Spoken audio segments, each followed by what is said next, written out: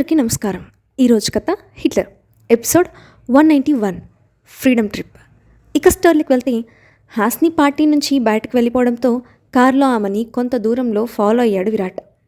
ఆమె తన పుట్టింటికి వెళ్తుందని తెలియడంతో రిలాక్స్గా ఫీల్ అవుతూ ప్యాలెస్కి వెళ్ళిపోయాడు.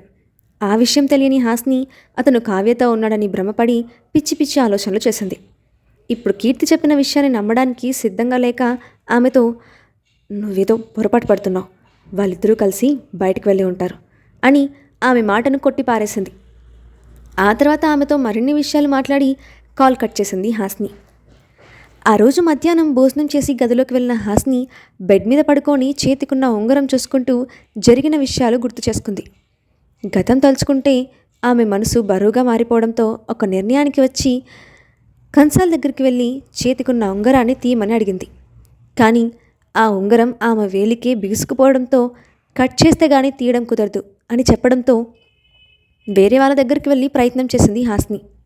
ఆఖరణ ఒక కంసాలి ఆమె చేతికి ఏవేవో లిక్విడ్స్ రాసి అతి ప్రయాస మీద ఉంగరం బయటకు తీశాడు. దాంతో రిలాక్స్గా ఫీల్ అవుతూ ప్రశాంతంగా ఇంటికి వెళ్ళిన హాస్ని ఆ ఉంగరాన్ని తన గదిలో ఉన్న టేబుల్ మీద పెట్టింది. గత కొన్ని రోజులుగా వరుస టెన్షన్లతో డిస్టర్బ్ అయిన హాస్ని తనకంటూ కొంత సమయం ఏకాంతంగా గడపాలని అన్న ఉద్దేశంతో ఒక హిల్ స్టేషన్ని సెలెక్ట్ చేసుకుంది. అప్పటికప్పుడే బట్టలు సర్దుకొని బస్ స్టాండ్కి వెళ్ళి బస్ ఎక్కి ఒంటరి ప్రయాణాన్ని మొదలుపెట్టింది. విండో సీట్ దగ్గర కూర్చొని ప్రకృతిని ఆస్వాదిస్తూ ప్రయాణాన్ని ఎంజాయ్ చేస్తున్న హాస్ని మనసు ఒక్కసారిగా దిగులుగా మారిపోయింది. కానీ ఎప్పటికప్పుడు తనను తాను ఉత్తేజపరుచుకుంటూ ఎలాంటి డిస్టర్బెన్సెస్ లేని ఏకాంతంలో చక్కటి పాటలు వింటూ ఆనందంగా గడిపింది. కాసేపటికి ఒక డాబా దగ్గర ఆగడంతో ప్యాసింజర్ అందరితో పాటు కిందకి దిగి కావాల్సిన ఫుడ్ ఐటమ్స్ అన్నీ ఇష్టంగా కడుపు నిండా తిని నిదానంగా బస్సు ఎక్కింది. కాసేపటి ప్రయాణం తర్వాత ఒక కొండ ప్రాంతంలో ఆ బస్సు ఆగిపోయింది.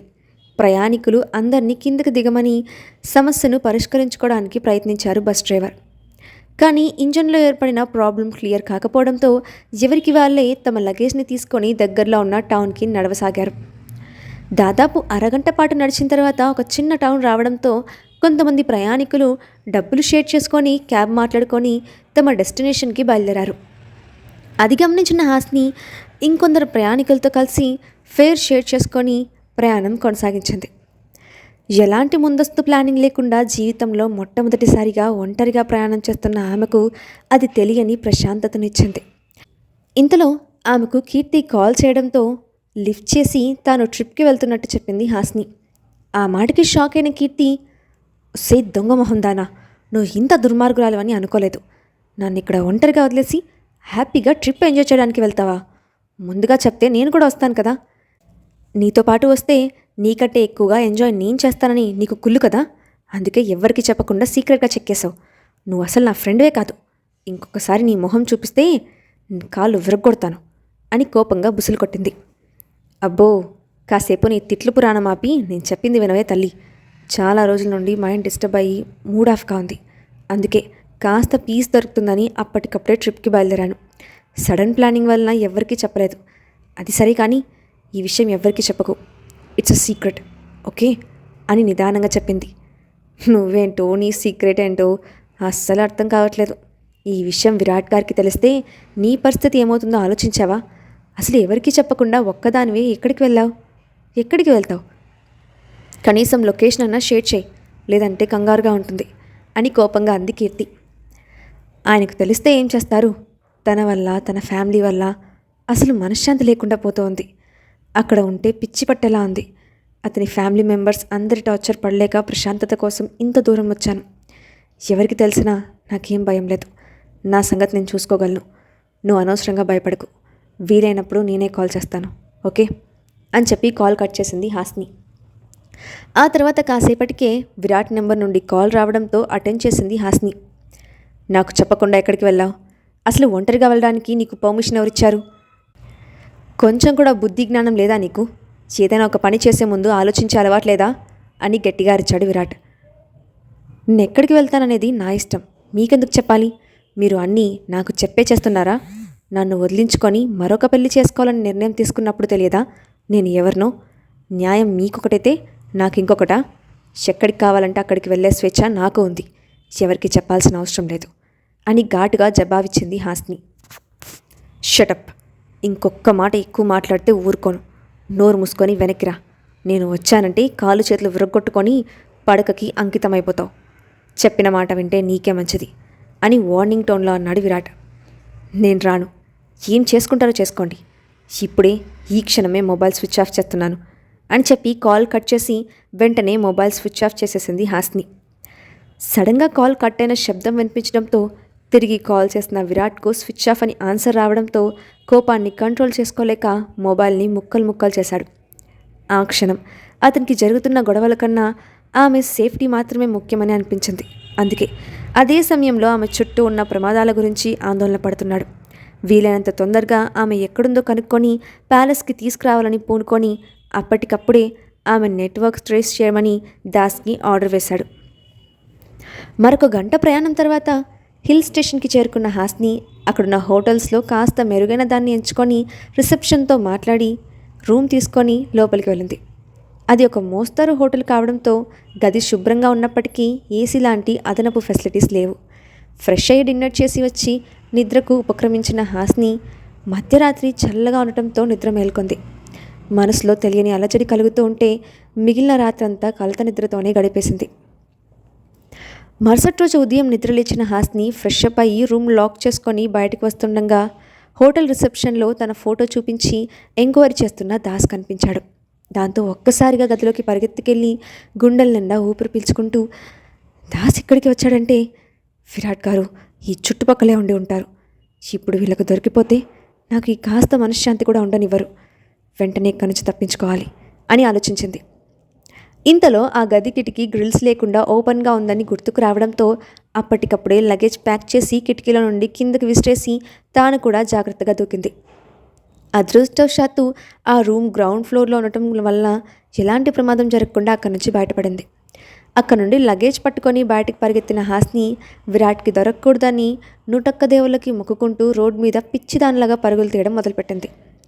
కాసేపటికి అటుగా వెళ్తున్న ఒక కారు వస్తూ ఉండటంతో చేతిని అడ్డుగా పెట్టి ఆపి కంగారుగా ఎక్కింది.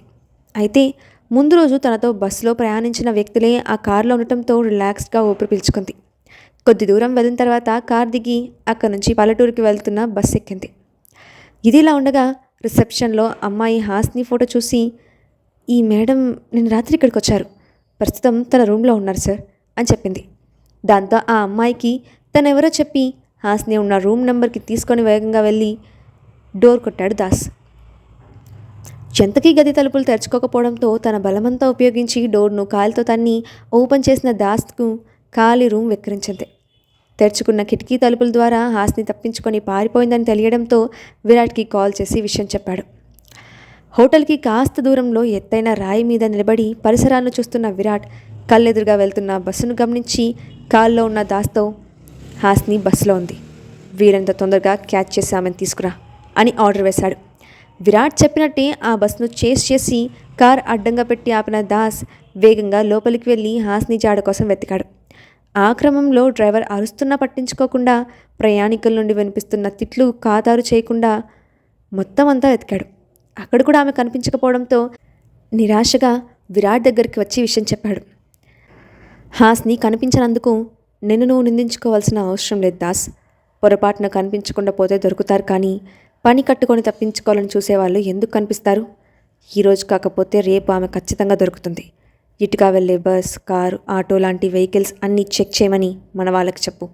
ఇటుగా వెళ్తే తప్ప ఆమెకు దాక్కునే అవకాశం లేదు. కాబట్టి టెన్షన్ పడకుండా జాగ్రత్తగా వెతకండి అని కాన్ఫిడెంట్గా చెప్పాడు విరాట్.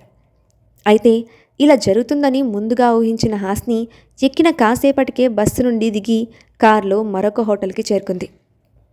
ఆ హోటల్ చాలా చిన్నదిగా కావడంతో అక్కడ గదులు కూడా ఇరుకుగా ఉన్నాయి. ఆ రాత్రికి అక్కడ తలదాచుకోవాలని నిర్ణయించుకున్న హాస్ని రిసెప్షన్లో డబ్బులు పే చేసి తన కీ కార్డ్ తీసుకొని లోపలికి వెళ్ళింది. కాసేపటికి ఫ్రెష్ అయి వచ్చేటప్పుడు ప్యాక్ చేయించుకున్న ఫుడ్ పార్సల్ ఓపెన్ చేసుకొని పుష్టిగా తిని కాసేపు రిలాక్స్ అయిన తర్వాత విరాట్కి కాల్ చేసింది. హాస్నిని వెతుకుతూ ఆ ఊరంతా తిరుగుతున్న విరాట్ రింగ్ అవుతున్న మొబైల్ డిస్ప్లే మీద కనిపిస్తున్న ఆమె పేరు చూసి కోపంగా కాల్ అటెండ్ చేసి, నువ్వు ఇప్పుడు ఎక్కడున్నావు అని గట్టిగా ప్రశ్నించాడు. నేను ఎక్కడుంటే మీకెందుకు? అసలు నా వెనుక రావాల్సిన అవసరం ఏముంది? నన్ను స్పై చేస్తున్నారా అని కోపంగా అడిగింది. నిన్ను స్పై చేస్తే నాకేమొస్తుంది? ఒంటరిగా వెళ్ళడం ఎంత ప్రమాదమో నీకు తెలియదా? ఉన్న సమస్యలు చాలు అని కొత్తవి నెత్తిమీదకు తీసుకొస్తున్నావు. అసలు నిన్ను ఒక్కదానివే ఎవరు వెళ్ళమన్నారు? నీకు వెళ్ళాలనిపించినప్పుడు నాకు చెప్పింటే దగ్గరుండి తీసుకువెళ్ళాను కదా అని కోపంగా అరిచాడు విరాట్. మీతో ట్రిప్కి వెళ్తే లైబ్రరీకి వెళ్తున్నట్టు ఉంటుంది. ఎప్పుడు చూసినా మీకు నచ్చినట్లు ప్రవర్తిస్తారు తప్ప నా గురించి ఎప్పుడూ పట్టించుకోలేదు. ఇప్పుడు వచ్చి మంచి మాటలు చెప్తే నమ్మేస్తాననుకుంటున్నారా? అసలు మీకు నిజంగా నా సేఫ్టీ చూసుకోవడం ముఖ్యమా అని కోపంగా ప్రశ్నించింది హాస్ని. నాకు నీ సేఫ్టీ ముఖ్యం కాకపోతే పనులు మానుకొని నిన్నెందుకు వెతుకుతాను? నీ గురించి ఎందుకు ఆరాటపడతాను? అనుక్షణం నీ వెంట ఉంటూ ఎలాంటి ప్రమాదం నీ దరి చేరకుండా చూసుకుంటున్నాను.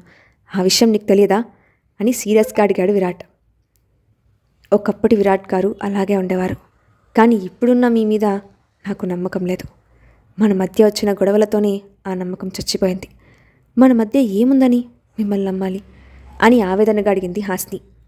ఆమె గొంతులో వేదన పసిగట్టిన విరాట్ మనసు బాధగా మూలిగింది. దాంతో తన కోపాన్ని కంట్రోల్ చేసుకొని, నువ్వు ఎక్కడున్నా హాస్ని చెప్పు, అక్కడికి వచ్చి స్వయంగా నేనే నీకు కావలసిన ప్రదేశాలన్నీ తీసుకెళ్తాను. నేను ఇప్పుడు ఒక హోటల్లో ఉన్నాను. నీ లైవ్ లొకేషన్ షేర్ చేయి, వెంటనే బయలుదేరుతాను. అప్పటి వరకు అక్కడే ఉండు, తప్పించుకోవాలని ప్రయత్నం చేయకు అని కన్విన్స్ చేయడానికి ట్రై చేశాడు. విరాట్ గారు, మనం కలవడం ఇదేదైనా మొదటిసారా? కాదు కదా. ఇప్పటి వరకు నాకెంత ఫ్రీడమ్ ఇచ్చారో గుర్తులేదా? మరొక్కసారి మిమ్మల్ని నమ్మి నా ప్రశాంతతను పోగొట్టుకోలేను. మీరు ఇక్కడికి వచ్చేది నాకు నచ్చినట్టు తీసుకెళ్ళడానికి కాదు, నన్ను బంధించడానికి. ఆ విషయం నాకు తెలియదనుకున్నారా అని సూటిగా ప్రశ్నించింది. మరి నా గురించి తెలిసి కూడా ఎందుకు ఇంత సాహసం చేస్తున్నావు అని అడిగిన విరాట్తో, ఇప్పటికైనా నన్ను వెతకడం ఆపండి.